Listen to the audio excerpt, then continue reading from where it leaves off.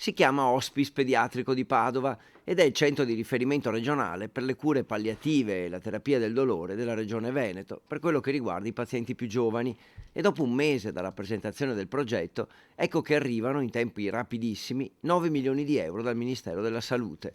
Molto grande è la soddisfazione dell'associazione Miglior Vita, la miglior vita possibile per questo importante risultato ottenuto ieri con l'approvazione da parte della Conferenza Stato-Regioni del finanziamento da parte del Ministero della Salute di 9 milioni di euro per il nuovo hospice pediatrico di Padova. In cosa consiste il progetto? In due opere: la ristrutturazione di un edificio di via Falloppio, dove saranno sistemate 12 stanze con la miglior tecnologia possibile per ospitare i giovani pazienti, e poi 9 bilocali in via San Massimo per le famiglie dei bimbi ricoverati che potranno vivere lì per un periodo. È un traguardo importante, frutto della volontà di una serie di soggetti, l'associazione in primis, ma anche la regione, l'azienda e l'Università di Padova, ed ora dobbiamo procedere con grande celerità per la redazione del progetto esecutivo e poi per la realizzazione